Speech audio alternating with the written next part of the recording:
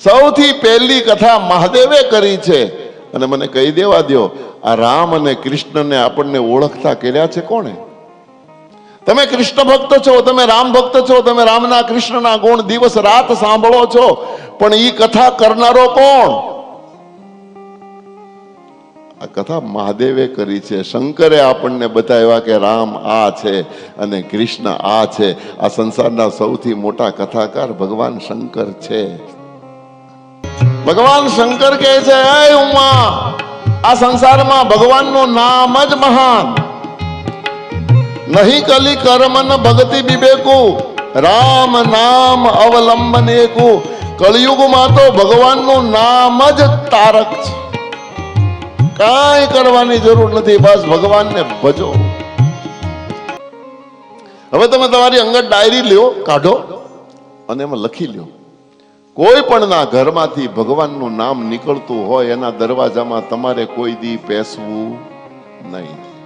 જ્યાં પણ ભગવાનનું નામ લેવાતું હોય ત્યાં આપણે જવાનો અધિકાર નથી. આંગણામાં તુલસીનો ક્યારો દેખાય એટલે ઘર છોડી દેવાનું.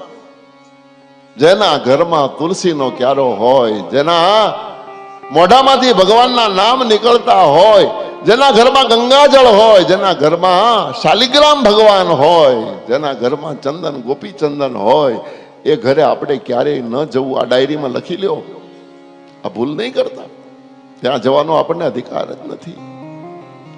અને એ પરમ તત્વ ભગવાન, જેને ધર્મ ઉત્પન્ન કર્યો છે, જેને સનાતન સ્થાપ્યો છે, એ સનાતન ધર્મને આ સંસારમાં અમે 12 જણા જ યથાર્થ ઓળખી શક્યા છીએ, સમજી શક્યા છીએ.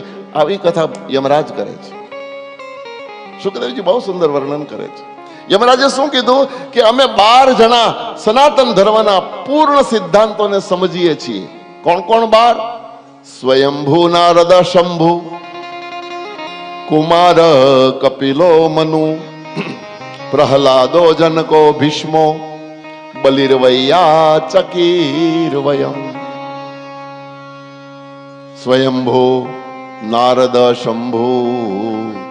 સ્વયંભૂ એટલે બ્રહ્માજી, નારદજી, શંભુ એટલે મહાદેવજી, કુમાર એટલે સનત કુમારો, કપિલ ભગવાન કપિલ, મનુ મહારાજ, પ્રહલાદો જનકો ભીષ્મો, પ્રહલાદજી, જનક મહારાજ અને ભીષ્મ દાદા, બલિ, વૈયાચકીર વયમ. વૈયાચકી એટલે વ્યાસજી અને વયમ એટલે યમરાજ કહે છે કે 12મો હું.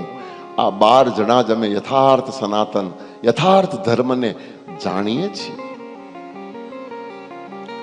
યમના દૂતોને આ સૂચના મળી અને યમના દૂતો આવી અને પાર્ષદોને પગે લાગી ગયા કે અમને ક્ષમા કરજો, અમારાથી ભૂલ થઈ ગઈ, તમને ઓળખી ન શક્યા. હવે અમારા માલિકે અમને સચ્ચાઈ સમજાવી છે.